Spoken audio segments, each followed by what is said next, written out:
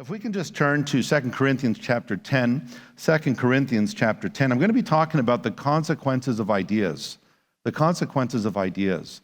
And I want to look at 2 Corinthians 10, verses 3 to 5, and then I'm going to take you to another portion of Scripture. 2 Corinthians 10, verses 3 to 5, the Apostle Paul writing here says, "For though we walk in the flesh, we are not waging war according to the flesh. For the weapons of our warfare are not of the flesh, but have divine power to destroy strongholds. We destroy arguments and every lofty opinion raised against the knowledge of God." So notice the apostle here says, look, our warfare is not like the world. We're not going out there with guns and bazookas and tanks. You know, we're not jihadis. We're not terrorists.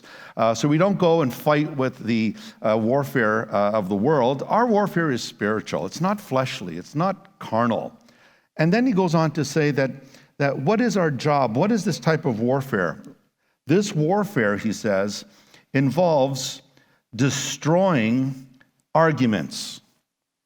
Now, this is very important. Notice he talks about strongholds there. And strongholds has to do with fortresses and walls and barricades to keep you out. So if you remember in The Lord of the Rings, they were going out to fight against the bad guys in Saruman, and they had those big fortress walls and so forth. And the idea was to break down those walls to take over the city, to take over and destroy it. And that's what Jesus meant when he said, the gates of Hades will never prevail against my church. Now, gates don't fight. They don't come jumping out and fighting against you. What it means is they won't be able to hold back the church of God. As the church of God advances, the church of God will tear down the walls. And so we need to understand something. Number one, we got to stop calling our get-togethers retreats, because the church of God doesn't retreat. The church of God always advances, always moves forward. So let's maybe try to find a better term for that. But the idea here is Paul is saying these strongholds are arguments. These are arguments that are doing what? He says these arguments and these lofty opinions, he says, they're raised against the knowledge of God. So all of these worldviews that we see in our world are against God. They're contrary to God. They're poised against Him. They're in opposition to Him. We need to understand this, that those who are in the flesh, the Bible says, cannot please God. They can't even keep the law of God because they can't. It's not that they won't, it's they can't. And of course, that affects their will as well, but they fundamentally cannot do this. And so all of these worldviews are in opposition to God's sovereignty. Man declared war against God in the Garden of Eden, and man has been running from God ever since. God is the one who has been offended here, deeply offended by our sin. And man, instead of running to God, if you notice, man has been running from God and hiding from God and covering his nakedness with his own justification, his own works, and so forth. So fundamentally, we're involved in a battle of ideas. What is the university and the colleges? They're supposed to be arenas of the battling out of ideas and challenging ideas. Today, we're seeing the suppression of that, where if you don't toe the party line, we simply fire you or evict you. Universities are no longer centers of disputing and debating and challenging ideas. Today, the universities have become indoctrination centers, where simply your children are being indoctrinated with social justice ideology and cultural Marxism. And so I've been hearing, as of late, more and more parents telling me, you won't believe this. My kid took a course on film studies at Humber College, and he's coming home talking about Karl Marx and talking about white privilege. What does that have to do with film studies? And someone else, Dr. Aaron's daughter, Kezia, was taking a course in social work at the University of Windsor. She had to write something on Karl Marx. What does that have to do with the price of eggs in Japan? Well, the fact of the matter is this. We are dealing now with a time period in which there's an ideology that has entered into our governments, into our schools, even our churches. You see critical race theory beginning to rear its ugly head in some of our churches, causing great divisions and schisms in our churches. And so what we're finding is there's an ideology that is being promoted both on the federal and to some extent provincially and the municipal levels of this country and in the West that is basically shutting down free speech. And it's shutting down any criticism of this ideology that says that you cannot question someone's You cannot question someone's sexual identity if they're males and they want to identify as females, or if they're females and they want to identify as males. Or there's a girl in Norway who identifies as a cat, walks on all fours, hisses at dogs, but funny enough doesn't use the litter box. Well, if she's a cat, she should go all the way, but she goes to the bathroom like everybody else. And so there's people who identify as dragons and they get their ears lopped off and they take their noses out and they try to configure their faces because they don't identify as humans anymore. Or it could be an ideology that basically says that the right to kill a child in the womb is a woman's reproductive right, and you have no right to protest and speak against that, because if you do so, you're not eligible for one of the parties in Canada, namely the Liberal Party. And if you speak against the evils of abortion, then you are anti-woman. You are against women. You want to put women back in the alleys so they can have these unsafe abortions and so forth. So what is the job of the Christian church? We are destroying these arguments. Paul says that we are doing what with these arguments? He says we destroy arguments. The Greek word is logismos. It's the word for reasonings, argumentation. And notice what he says. We're taking every thought captive to obey Christ. Christ is Lord. And Christ is Lord not just of the church, but he's Lord of all. And Christ is not Lord of all. He's not Lord at all. And Christ must be Lord over everything, our families, our jobs. Christ must be Lord over everything. And that doesn't mean we're going to create a society, a Christian nation. I'm not a theonomist, and I don't believe that we're called to be that, but we are to speak again God's truth into society. Now, if you look at Proverbs, the book of Proverbs in the Old Testament, we want to look at chapter 26. And wise King Solomon, whom the Lord Jesus said was the wisest man who ever lived, of course, with the exception of our Lord himself. Proverbs 26, verses 4-5, we're told here, answer not a fool according to his folly, lest you be like him yourself. Answer a fool according to his folly, lest he be wise in his own eyes. Now, when we look at these two verses, they look at face value to seem contradictory, but they're not. You'll notice the first verse, verse 4, answer not a fool according to his folly, lest you be like him yourself. What is this talking about? Well, it's basically saying that if you grant the argument of the fool, and the Bible defines who the fool is. Psalm 14, verse 1, and Psalm 53, verse 1 says, the fool has said in his heart, there is no God. The one who denies God and denies objective morality, because the word fool in Hebrew is the Hebrew word nabal, N-A-B-A-L, and it means someone who's deficient in moral values, someone who is morally deficient. And so the one who says there is no God will deny objective morality, which is true, it logically follows. Atheism has already granted that to us, that if God exists, then objective moral values exist. But since they don't believe he exists, there are no objective moral values. So if you answer the fool according to his folly and grant his argument, then you're just going to be just as foolish as he is. If you grant their worldview, if you're talking to an atheist and you say, yeah, you know what, I think, I didn't think of it like that, I think you're right, you've basically given him the argument. But notice the second verse, verse 5. Answer a fool according to his folly, lest he be wise in his own eyes. What is that saying? If you answer the fool and show his folly and demonstrate that his argument is inconsistent, and you demonstrate that his argument has holes in it, then what have you done? You've destroyed his pride, lest he be wise in his own eyes. So when I engage in debates or dialogue with people, whether they're atheists or Muslims or secular humanists or whatever that cults, it doesn't matter what they are, the moment you demonstrate that there is a crack in their foundation, well, what happens if you have cracks in your foundation? Well, the edifice isn't going to last too long. It's going to fall apart. If there are cracks in the pillars of your house or in the building, it's going to eventually collapse. And so the mark of truth is consistency. Truth is always consistent with itself. But when you demonstrate to someone that their worldview is inconsistent, then you have shown them that their worldview cannot be sustained, that their worldview has flaws. So, what is a worldview? Well, let me use my glasses as an example. A worldview is like a set of glasses. I put them on, voila. I see the world, I see colors, and it defines these glasses define the world to me. They show me what the world is. Now, if these glasses were all, colored like pink roses, everything was pink, I put it on, wow, everything looks pink. Everything's pink, Dr. Aaron's pink, you're pink, the lights are pink, everything's pink. And so the worldview is the beginning point, the starting point. It's the grid through which we interpret reality. And so Plato said we all have to begin somewhere. We need a starting point. We need to begin somewhere, and your worldview will determine what you believe about where you came from, why you're here, where you're going, what makes humanity special, what is a human being. It'll determine what you believe about the afterlife. It will determine what you believe about morality.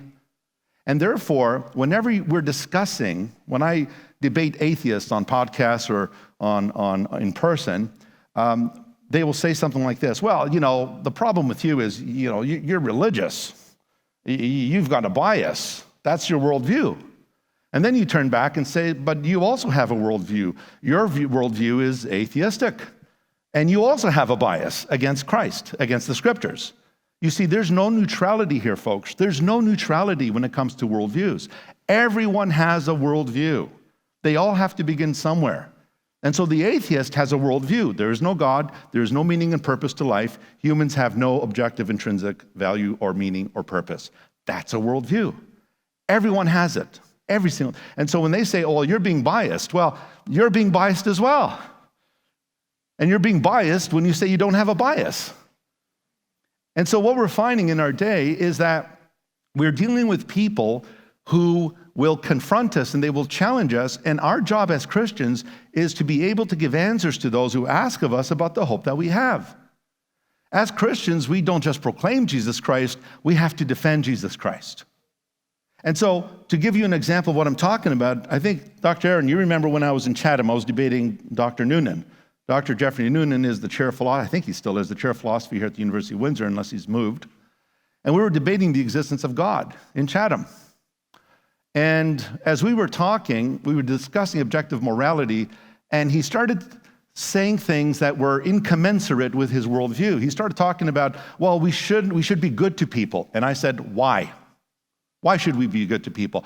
Well, because we shouldn't harm people. It's wrong to harm. And the moment you say wrong, the moment you say right, the moment you say that something is a good, something is bad, you are invoking a moral code immediately, a standard of some sort.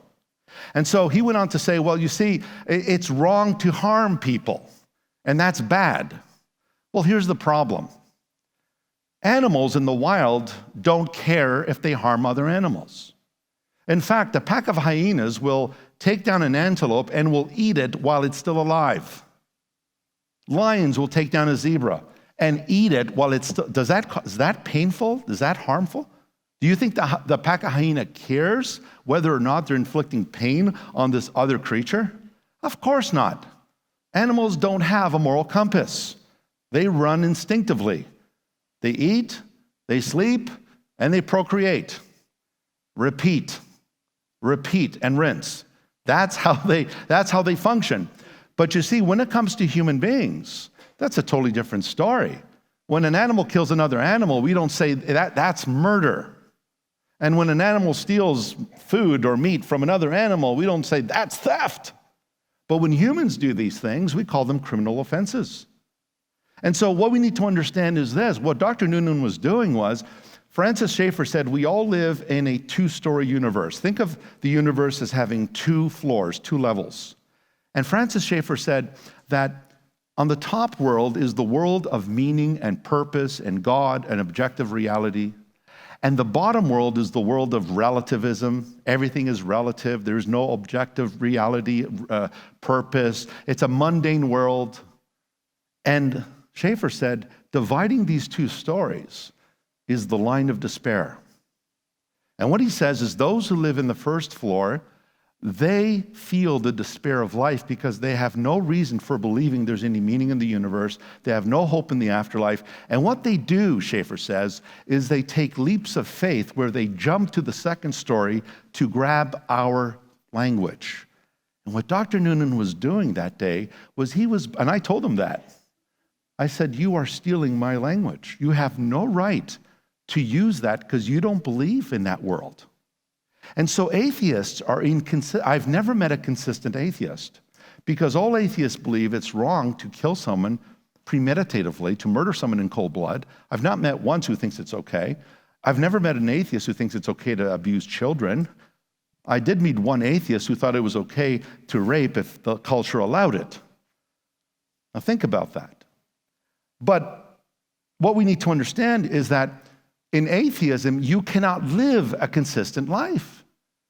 And so what we find here is that atheists know that to live a life that basically says, well, there's no purpose in this, what I'm doing today has no purpose, where I came from has no purpose, where I'm going has no purpose.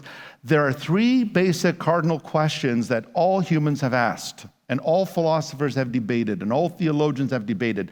Three questions: where did I come from? Why am I here? And where am I going? And what answers those questions is your worldview. And so if I were to ask the atheist, where did I come from? They will say, well, you were just the byproduct of a fluke accident. You happen to be the right, the sperm of your dad fertilized the egg of your mother, and it just happened to be you. Okay, why am I here? Well, you're here because you're here. Make the best of it. This is the only life you have, because this is the only shot you've got at life. And where do I go when I die? Nowhere. You simply return to the elements. You simply go to the same place that dogs go to and cats go to. You go back into the earth.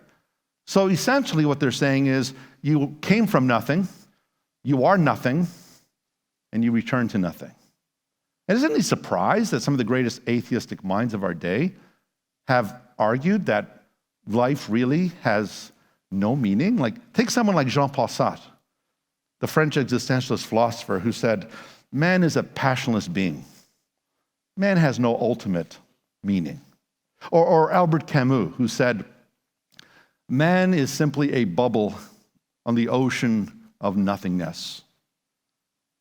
And you think about these words, and you begin to wonder, no wonder these existentialists said, why not commit suicide? And in fact, Ernest Hemingway, the famous film producer, did follow through on that. Ernest Hemingway, near the end of his life, committed suicide. Took a rifle to his mouth and pulled the trigger. And he wrote a suicide note, basically saying that I have the right and I have the authority over my life, and I also have the right and the authority to choose the day I want to end my life. That is the Garden of Eden all over again. Man declaring war against God, saying, you have no right over me, you have no right over my life, you are not the one who created me, and you are not the one who will take away my life. I am God. And isn't that what the serpent said to Eve? For God knows that in the day you eat of that forbidden fruit, your eyes are going to be open, and you shall be like God, knowing good and evil. And so here we are in this world, a world that is progressively getting worse and worse and worse. We're living in a world right now in which there is a totalitarian ideology that has been in the works for 80 years. If you were here yesterday, you will remember that this was the work of the neo-Marxists. When Karl Marx came on the scene, he believed that the main problem with the world was economics, and he believed that the only solution was by destroying the distinctions between what he called the bourgeois, the capitalist, and the proletariat, the working classes. When you abolish that, and you overthrow the capitalists, then we'll have a utopian world. Well, that hasn't worked very well historically in Russia. It's not working very well in North Korea. It's not working that well in China. It's not working that well in Mozambique. It's not working that well in Venezuela or Cuba. And so we have 100+ million deaths. People were killed in all of these communist regimes. And Pol Pot took out 1/3 of the Cambodian people, decimated them.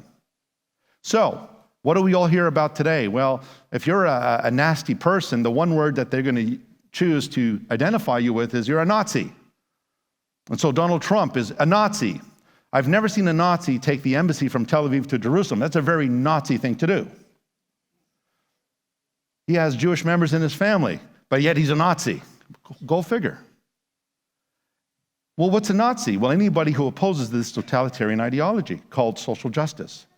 Now, let's not confuse social justice from the Bible with the social justice that is used today.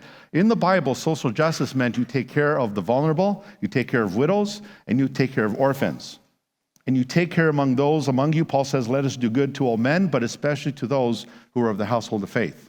The church historically has been the breadbasket of the world. Who do you think came up with the leper colonies and the blind missions? Who do you think created organizations like the Scott Mission, for example? Who do you think created the hospitals? They're all creations of the church. Who created the great universities of the world? Oxford, Yale, Princeton. Jonathan Edwards was the first principal, or president rather, at Princeton. The church has created the hospitals and the universities of the day. And the reason why they did that was because they believed that human beings were made in the image of God. And the focus is this: each one of you is a unique entity. There is no one like you in the whole world. Each one of you bears the imago Dei. You bear the image of the Creator. And that's why we think God's thoughts after Him. That's why we ask questions like, who am I? Why am I here? Where am I going? Is there a God? God has put that image stamped into you. And you derive your dignity. Your integrity comes from that image. It's not the Constitution or the Charter that gives you these rights and freedoms. Even our Constitution, our Charter of Rights and Freedoms says this. There's a preamble to the Charter, and this is what it says. Canada is founded upon the principle of the supremacy of God and the rule of law. Are we a country today based on the principle of the supremacy of God? Oh, how far we've gone. We've gone so far. We have forgotten our roots. And what we're seeing today is a movement that tries to, again, remove this image of God.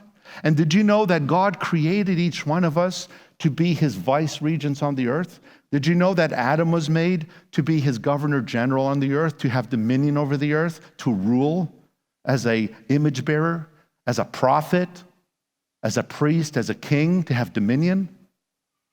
And what do we see today? Union Theological Seminary, they're all worshiping plants and praying to plants and asking plants to forgive them for how they treated the environment. And then you have people who are identifying as animals, cats and dogs. You see, when God made Adam, He says, I want you to have dominion over the creatures of the earth, over the birds of the air, the fish of the sea. I want you to have authority over the creeping things. And notice what man has done. Instead of being that crown of God's creation, the pinnacle of His creation, man has not evolved. He's de-evolved. He's degenerated to the point that the image bearer of God is worshiping that which is beneath him because he has lost sight of who he is. Humans are identifying today, they're identifying themselves with an identity crisis. And so what are we seeing? Well, this ideology, Karl Marx's communism, brought 100 million deaths. And everybody today, no one talks about Karl Marx. They just study him, but they'll attack Hitler, who also was equally evil. But there were far more deaths exponentially under communism than there was under Nazism. But yet today, it's not the communists that are being exposed. Why? And I'll submit this to you. The reason why they're not being exposed is because all the professors are closet Marxists. They agree with Marx. They agree with his view of the oppressed versus the oppressor. If you want to understand our world today, you have to understand it in the paradigm of the oppressed and the oppressors. The oppressors are the church, Judeo-Christian principles, and primarily white Western European men or men who are descended from Western European countries. And who are the oppressed?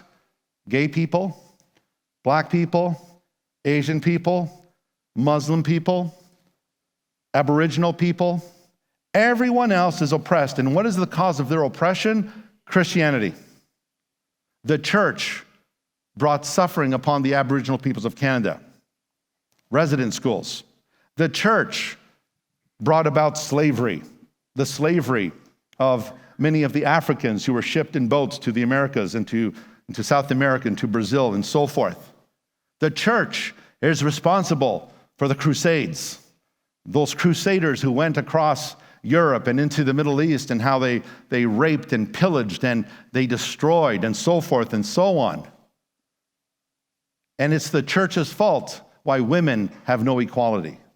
Women have no rights because the church is an establishment of the patriarchy. That's a really big buzzword in social justice studies. The idea is that the patriarchy, that men should control women and control everyone else, particularly white men, that is the bedrock, they say, of Christianity, because Christianity is a faith that is rooted in an ancient Near Eastern religion where they say the gods were predominantly male, and it was the male priesthood that ran everything. They ran the show, and all these white privileged males are the ones who are the cause of all this grief that we see today. Now, that's a lot of talk. That's a lot of rhetoric, but they're being untruthful, and I'll tell you why. Whenever you deal with people in the left, the social justice warriors, they will never engage in debate. And I've tried to get these guys to come out of the word work and let's debate. They won't debate, and this is why. Debating is a Western patriarchal concept designed by white men to have dominance over others. Logic is useless chatter. It's senseless. And all of these math books and all of these, the Magna Carta and the Declaration of Independence, they were all written by white men, patriarchal men. We don't trust history. And so what do they suggest? They revise history. It was one of the first things that Karl Marx said, the first order of business on the battlefield, Marx said, is to revise history, to rewrite it. And you'll notice when you deal with these folks, they don't want to engage in dialogue, so what do? They throw epithets at you. So I've been called Nazi scum. And they'll say it. They'll just say, Nazi scum, Nazi scum. And you almost got to go along with them and, you know, because that's all they do. They just throw epithets at you and they shut you down. It's not, you see, you got to realize something, folks. It's not about truth. Truth doesn't matter. Truth is a social construct. It's about power. Power over truth. And they will not rest until they take everything under their power. You just saw this about a month ago in Manitoba. 2 young girls were suspended from school because they wanted them to wear poppies with the rainbow colors on them to support the LGBTQ movement. And they stood up for their grandparents who were veterans in the war, many of them gave their lives and so forth. They stood up and says, no, we don't change the poppy. There's the reason why God made poppies red. But you see what they were trying to do is, you follow our ideology or else. It's not about truth, folks. It's about ideology. I've been called homophobic. And yet I talk to homosexuals. I'm not afraid of them. They say to me, you're a homophobe. I said, wait a minute. If I'm homophobic, phobia means an irrational fear of something. Do I have an irrational fear of you? Aren't we friends? I accept you. But you see, people confuse acceptance with affirmation. Just because you accept someone as a bearer of God's image doesn't mean you affirm their lifestyle. That's a false distinction. And so when I'm talking to them, they said, you're a homophobic person. Why? Well, because you don't agree with me. And I asked them, are you a heterophobic person? And they say, what do you mean by heterophobe? What do you mean by homophobe? You see, I can do it too. I can use your language and throw it back at you. You're a greasy heterophobe. Oh, I'm sorry I offended you there. I said, I'm not offended at all. These are useless words. This is what Orwell called newspeak. We're creating new words. And they become so politicized that when you ever hear the word homophobia, you're like, oh, sorry, I didn't mean that. Now, the Muslims are smart. They jumped on the bandwagon. The Muslims are saying, if you say anything against Islam, you're an Islamophobe. You're being Islamophobic. So if I read the Quran and I disagree with it, I'm being Islamophobic. Yes. Are you Christophobic? Well, what's that? Hatred of Christians. You kill Christians, right? You've burned them alive when ISIS was in power, and you massacred all these Christians, and over 4,300 Christians have died, mostly in the Islamic world. You're Christophobic. What do? They don't know what to do with this. because now I'm playing their game. You see, there's inconsistency in their argumentation. It can't stand. And so because they know that they can't argue reasonably, what do? They throw slurs at you. That's all they've got. And so what we need to realize is this: social justice is not social justice. Social justice is simply another word for postmodernism, safe space, inclusivity, equality of outcome. What does that mean, equality of outcome? Well, right now, remember what our present Prime Minister said? He was going to have a 50-50 caucus. Half men, half women. What does that even mean? I mean, think about it this way. Universities were built on the concept of we only take the best of the best, because that's part of their, you want to become a medical doctor, they want to have students in their 90s.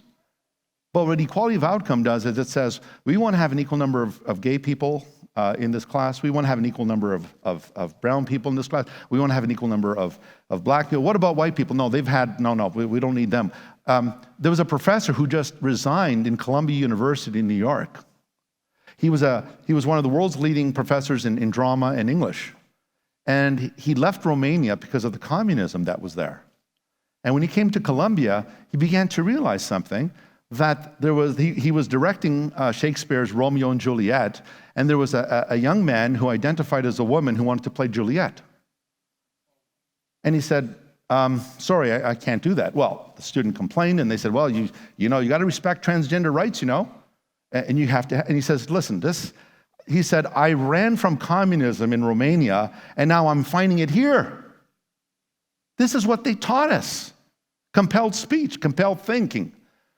And then he was told that his classes had to be more plural. You have to have this pluralism in the class. You need to have more gay people. You need to have more people over here who are white, and not white, but they're the minority. You have blacks over here and brown over here. He said, and you know what he did? He resigned. He wasn't even fired. He says, I can't take this anymore. He said, Columbia University, he said, this is communism. And today I hear all these socialists, I see these students with the red flag, with the hammer and the sickle at the university saying, we got to bring socialism back. And I'm thinking, 100 million lives is not enough to show you that this is a failed system? How many more lives do we need to lose? You know what they always say? Well, that wasn't the true communism. The communism we're going to do, our communism is the real communism, really. So after 100 million deaths, you still don't know, you still haven't gotten it right. So what do we see, folks? Our kids are being affected by this. They're going to school and they're being told that they're not necessarily a boy. They may look like a boy on the outside, but they identify as a girl. You saw that case in Texas. There was a young boy, and the parents are separated, and the mother was telling this little boy that he was a girl, and the little boy was trying to make his mom happy and says, okay, and she was dressing up like a little girl.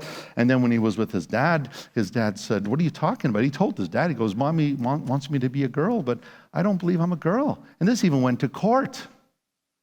Think about that for a minute. And the mother was ready to take the child and have him transition, start pumping hormones into him. Like, think about that. Now, how is it that children as young as 6 and 7 can decide their gender? Why can't they drive a car? Why don't we give them licenses to drive a car? Why can't they drink alcohol? Why can't they vote at 6 or 7 years of age? Why can't they join the army? Oh, they can't do that because they're too young, they're minors. But they can choose their sexual gender? Something so stupendous as your identity? So here we are, folks. We're now in a day and age where we don't know what is male or female anymore. Men can be mothers, and mothers can be fathers. There was a newsline I read the other day. It said, transgender man gives birth to boy. I thought it was the National Enquirer. Transgender man gives birth to boy. Now, wait a minute. If the transgender is a transgender man, why are you using gender with what he brought forth? So you have a transgender man who gives birth to a boy, but how do you know he's a boy? He hasn't made his decision yet. Maybe he's a girl. Do you see the inconsistencies here? And what that means is the transgender man was a woman who identified as a man. Well, the reason why she was able to give birth was because she had a uterus. You see, you can say whatever you think you are, but there's one thing God has put in us that will never deny who you are. God has put a biological blueprint in each one of us. And you could be walking around in stiletto heels and a skirt with a wig and say that you're a woman. But your DNA is crying out XY. You are a male. We're all born either XY or XX. If you're XX, you're a girl. If you're XY, you're a boy. DNA doesn't lie. Every part of your body, your DNA blueprint, your software cries out, you are a man, even though you think you're a woman. You can think whatever you are. But I saw a debate with Dr. Jordan Peterson and another professor from the University of Toronto, where this professor from the University of Toronto, who was teaching some weird LGBTQ studies, said binary sexes like male and female are not biological. They're social constructs. We invent them. You're not really born a man or a woman. You're not a boy or a girl. And I don't know if you were here yesterday, but Dr. Jordan Peterson is someone we should pray for. He needs Christ, but he's on our side. And he said many times that the biblical worldview, in his opinion, is the greatest worldview. It's the worldview that is the most coherent. So what I need you guys to understand is this. We're in a battle of ideas. You see, ideas do have consequences. And it was a young Austrian man who was imprisoned and placed in a jail in Austria who sat down and read a book by Nietzsche, the German philosopher Friedrich Nietzsche, who declared the death of God, the end of the 19th century. And he proposed the philosophy of nihilism, which is basically the philosophy that there is no meaning or purpose in life. And remember at the University of Toronto, I think I may have shared this way back in the other conferences, but University of Toronto, you always read the weirdest things on bathroom walls. And I saw the writing on the wall. And it said, God is dead. And it had Friedrich Nietzsche's signature underneath it. And underneath it, it said, Nietzsche is dead, signed God. Right. And it's interesting that Nietzsche, who believed that there was no meaning or purpose in life, Nietzsche went about saying that there was no God, there was no meaning, and yet in the end of his life, he ended up in an insane asylum, where he referred to the horses as his brothers and all types of things like that. So you see, the whole social justice framework is this, and I want you really to understand this, because you're going to hear more and more and more of this in the days ahead and the weeks ahead. The whole social justice framework is this. What defines you is your group identity. It's not you, it's not God. You are defined by your group. And therefore, if you are a gay person, then you are an oppressed group because you're gay, and the straight folks, the white straight folks, are the oppressors, the homophobes. If you are a black person, well, then you're also in an oppressed category because of your oppression that you experienced historically in the slave trade and so forth and so on. And if you are a black person and you're gay, you're even more oppressed. So there's degrees of oppression. So if you happen to be an asexual, bigender, transgendered, Asian gay person who's a lesbian, you're even more oppressed. This oppression game, it just keeps going on. And now they have intersectionality. That means that if you're gay and you're black, you're more oppressed. And there's degrees of oppression. And so you're defined by your group, you see. But you notice there's also a move here to do what? There's also a move here to eradicate nationhood, to eradicate borders. Why do you think there's such a push to stop the wall from being built in the southern states and Mexico? And everyone, it's because Trump's a racist. No, you got to understand, there's something insidious here. There's something insidious here. They want that wall to be torn down and there should be no boundaries. Now think about this. Who's talking about a global village? A post-nation state? Who's talking about globalism? where there are no distinctions, no borders. George Soros, our prime minister. And you need to understand something here, folks. This is so insidious on a spiritual level. They're trying to destroy nation states, and yet, who was the creator of nation states? God. Genesis 12, Abram, get out of your country. Go to a place that I will show you. I will make of you a great nation. And in you, all the families of the earth will be blessed. And in Acts 17, Paul says that God, when he created humans, he set the bounds of their existence, the boundary markers of where they would live and dwell. Why did God create nations? Because it's out of the nations, the diversity of the nations, that God would bring in his people. And when I read the book of Revelation, what does it show in the end? John says, I saw around the throne a great crowd of every nation, of every tongue, of every people. And they are all praising God, and they are glorifying the Lamb. Worthy are you.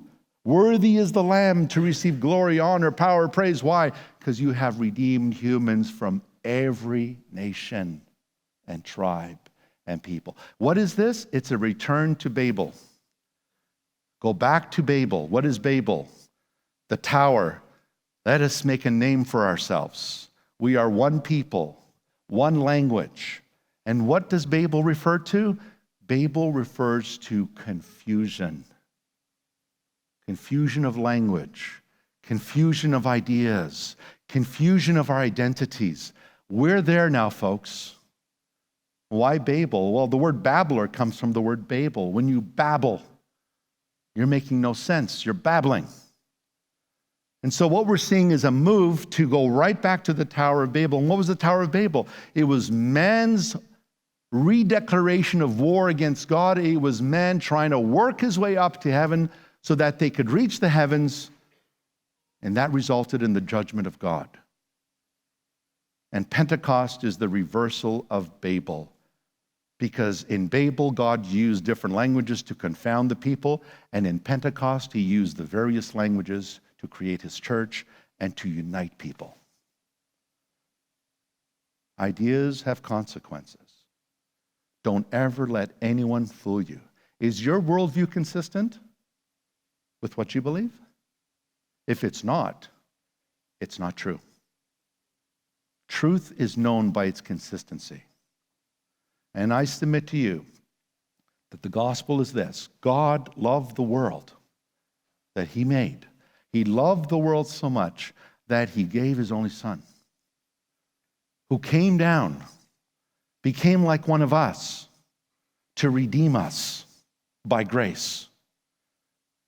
We're not made of races. There's no such thing as the black race and the Asian race and the white race. That's part of the divisiveness of this Darwinian concept that we all come from different groups. There's no such thing as races, folks. There's only one race, and it's the human race. And there's diversity of color in that one race, but that one race is all descended from Adam. From one blood, he has made all men on the earth. And so, brothers and sisters, I pray that as we go forward from this place, I pray that you will take this subject very seriously. Because if we do not, our children and our grandchildren will rise up and they will condemn us one day for not taking a stand when we could. The night is coming when no one can work. Let us work while it is still called day.